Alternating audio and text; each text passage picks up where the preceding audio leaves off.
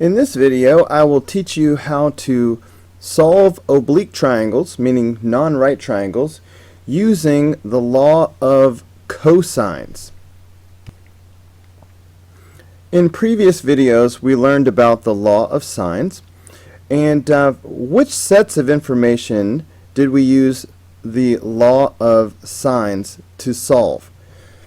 We used law of sines when we had angle side angle, and we used law of sines when we had angle side information. We also used the law of sines when we were given side angle, and remember that this is the one that was the ambiguous case. Alright, that's where we had to worry about, does it make a triangle at all, and if so, does it make one triangle or two triangles? But these are the three sets of information for which we would use the law of sines. Now, what does that leave? If you are given side information, or if you were given side information, we're going to need something new. The law of sines won't work for these two sets of information. That's when you're going to need the law of cosines. Notice that there is no ambiguous case for the law of cosines. If you're given these sets of information, there will only be one triangle. So what is the law of cosines? Remember the Pythagorean theorem, which only worked when you had a right triangle? It told us that c squared would equal a squared plus b squared, but that only works for a right triangle. You can think of the law of cosines as an extension of the Pythagorean theorem, a modification, if you will, that works on all triangles. So it's going to start off the same way as the Pythagorean theorem. It's going to start off c squared is equal to a squared plus b squared. Now here comes the modification. Minus 2ab. Now here comes the cosine part. Cosine of angle C. Boom. There it is. So it sort of starts off as the Pythagorean theorem, but then you subtract this expression. Now, when we had the Pythagorean theorem, C was very special. It was the hypotenuse. But this is not a right triangle, so there's nothing special about angle C. So we could write this law of cosines starting from any side. So for example, say if I pick side B to be over here by itself. So the equation for the law of cosines would become b squared is equal to a squared plus c squared. And guess what this is going to become? 2ac. See how these match? And guess what this is going to become?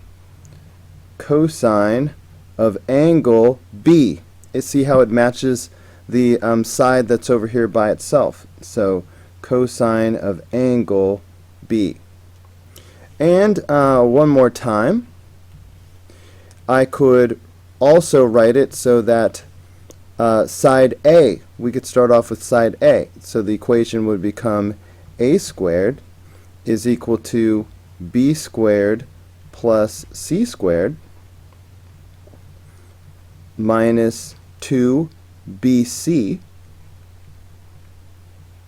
And then we would have cosine of angle A. It matches the one that's by itself. That's the angle in the cosine. So you can write the law of cosine in any of these three ways. So taking a look at problem number 1. At a glance, we see that we have two sides and an angle. So you would be forgiven if you were afraid that this might be the ambiguous case. This might be side angle. So what you might do is you might begin to draw this the way we did when we were solving the ambiguous case law of sines, where we would put our angle on the left-hand side, and this would be the swing side. All right, if this was the ambiguous case, you might start off drawing it the same way. The angle would definitely go here on the left, so this would be, the 87 would be right here, and so this would be angle A. Now, normally when we were doing the ambiguous case law of sines, we were always given the swing side. We were given side A across from angle A. Notice though that we are not given side A. We're not given what we normally would have thought was the swing side. Instead, we're given the other two sides. So they must go here and here, these two other sides. So if I put the 12 here, then that is side B. That makes this angle B over here. If I put the 9 here, then that's side C, so that makes this angle C up here. Now, so notice the set of information that we're given. This is side, angle, side, right? This is not side, side, angle. This is side, angle, side. So that means we are not going to be doing the law of sines. We are going to be using the law of cosines for this situation. And there is no ambiguous case for the law of cosines. Okay, so there will only be one triangle, and it's going to look like this. So let's go ahead and do the law of cosines. Now we are given angle A, so we're going to start off solving for side A. But first of all, let's go ahead and list off the set of information that we need to find. What all is missing? We're going to need to find the measure of angle B. That's missing. Alright, so let's get our solution box set up. We need to find the measure of angle B. We need to find the measure of angle C. And we need to find side A. Okay, so once we have found these three pieces of information, we will have solved the triangle. So this is what we are looking for. Okay, now we're given angle A, so let's set up the law of cosines starting with side A. So it should be like this. A squared, this is what I'm thinking in my head. A squared is equal to B squared plus C squared minus 2BC cosine A.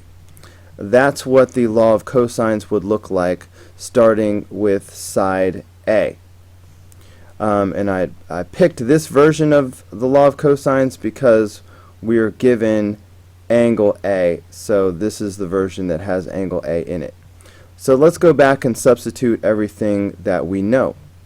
So this will become A squared is equal to, okay, so B squared plus C squared, so that's going to be 12 squared plus 9 squared minus 2 times 12 times 9 cosine of 87.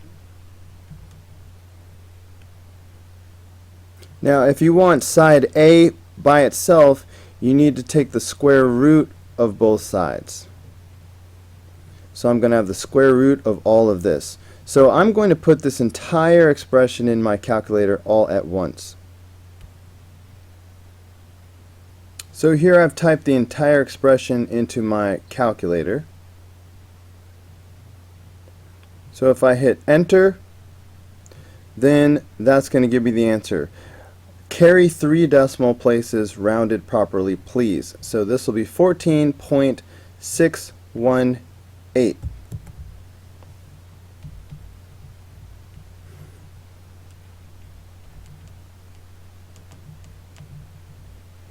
Okay, so that is the length of side A. Now let's go ahead and find the measure of angle B. Now that I have side A, I could actually go back and use the law of sines now. There's nothing stopping me from doing the law of sines. However, we might as well practice using the law of cosines, so I'm just going to keep on using the law of cosines. So if I want to find angle B, then I'm going to use the version of the law of cosines that starts off with side B, which is 12. So I'm using the version of the law of cosines that goes like this. You know what, maybe I'll squeeze it in down here actually, so I can just do straight work up here. The version of the law of cosines that starts with side B would look like this. B squared is equal to a squared plus c squared minus 2ac cosine of angle B. So this is what I'm going to be using as I set it up right here. So b squared, and side B is 12, so this would be 12 squared is equal to a squared plus c squared. So that's going to be 14.618 squared plus 9 squared minus 2ac, so that's 2, and then a is 14.618, and c is 9. Alright, right there. And then we have to do the cosine of angle B, and that's what we're looking for. So cosine of angle B. Now, one advantage of using the law of cosines when you're looking for angles, sometimes these angles are going to turn out to be obtuse. And inverse sine will only give you an acute angle. Inverse sine will not give you an obtuse angle. But guess what? Inverse cosine is fine with obtuse angles. So it's actually safer to use the law of cosines when you're looking for unknown angles like this anyway. So this is great. So if I want to find the angle B, I need to get cosine of B by itself. So what I'm going to do is I'm going to subtract all this from both sides of the equation. So this is going to become 12 squared, and I'm going to subtract both of these. So this will be 12 squared minus 14.618 squared minus 9 squared is equal to negative 2 times 14.618 times 9 cosine of angle B. Okay, now I'm going to divide both sides by this expression to get cosine B by itself. I'm doing this.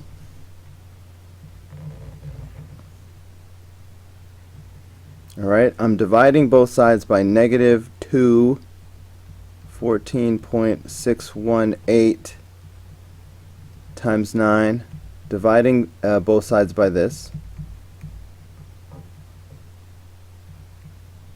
Alright, that way all of this is going to cancel out, and that's going to leave me with cosine B by itself. Okay, so of course if I want to find angle B, I need to do the inverse cosine of all of this. So that's what I'm going to do. Notice that I'm not making little decimals all along the way. That's going to be too much of a rounding error. I want to do the inverse cosine of this entire expression all at once. So I'm going to do the inverse cosine of all of this mess. Okay.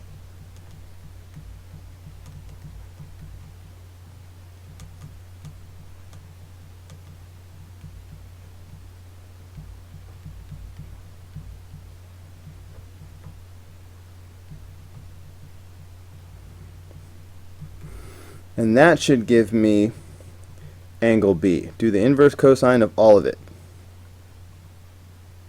I'm getting that the measure of angle B is 55.063. Alright, this was actually 0.626, so I had to round up. So that's how you find the measure of angle B. Now, if you are very confident with the answer that you just found, you could use it and find the measure of angle C by subtracting from 180. So I'm getting 37.937 degrees. And there we have solved the triangle for problem number 1. This side angle side, we had to do the law of cosines. Let's do one more on this video. Now at a glance, we can see that we're given all three sides. So this is a side, side, side situation. So we definitely could not do the law of sines. We definitely will do the law of cosines. So it doesn't really matter how you draw this triangle. You can put these three sides wherever you want. So I'm just going to go ahead and do A, B, C like this, but the order really does not matter. Okay, so if that's my angle A, B, and C, then side A should be here, and side B should be here, and side C should be down here. So obviously the three things I need to find are these three missing angles. So here's my solution box. I need to find the measure of angle A, the measure of angle B, and the measure of angle C. Those are the three things I need to find.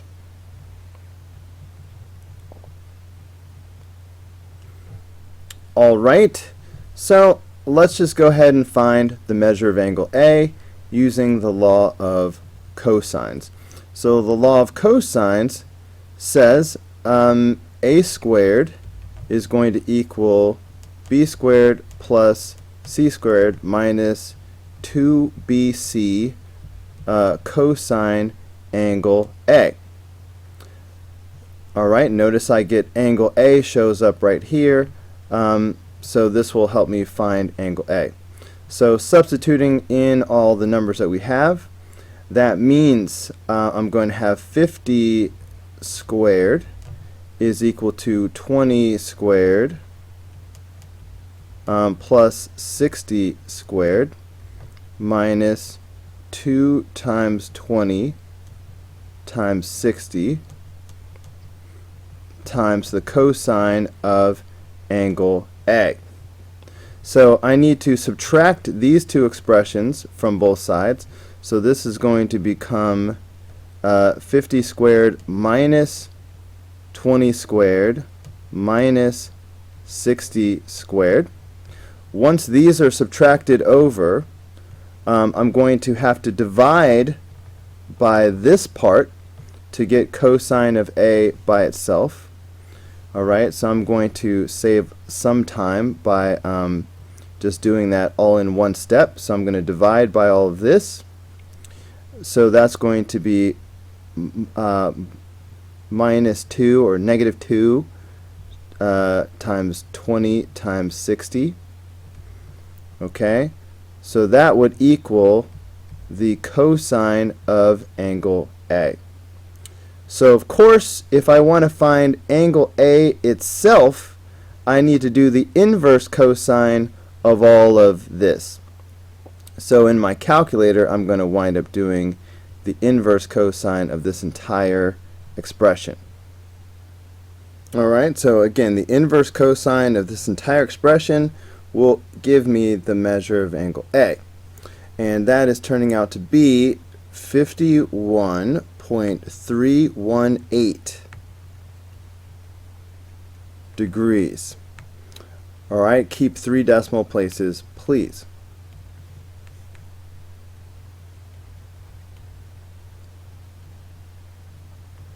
Alright, let's do the same thing to find the measure of angle B. So if we want to find the measure of angle B, we need to start off with side B. So just one more time, I'm just writing down the formula. After a while I'm going to stop writing down the original formula. But the law of cosines would go B squared is equal to A squared plus C squared minus 2AC cosine of angle B. Alright, filling in the numbers that we have, that would mean 20 squared is equal to 50 squared plus 60 squared minus 2 times 50 times 60 cosine of angle B. So subtracting these two terms from both sides is going to give me 20 squared minus 50 squared minus 60 squared.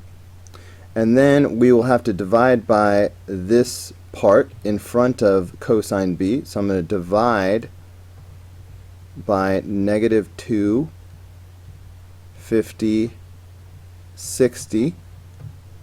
And all of that would give me the cosine of angle B. Now, of course, if I want angle B itself out of this, I'm going to have to do the inverse cosine of this expression. So I'm going to be doing the inverse cosine of all of this, and that should give me the measure of angle B. So I'm just going to put this entire expression in my calculator all at once. Do not make little decimals along the way. So I'm finding that the measure of angle B is 18.195 degrees. It was 0.1948, so I had to round up. Now, I could do the law of cosines again to find angle C, but if I'm pretty confident about these two numbers, I could just subtract them from 180 to find angle C. So I am getting 110.487. And there we have solved triangle number 2. That's going to do it for this video. I hope it was helpful. I will see you on the next video.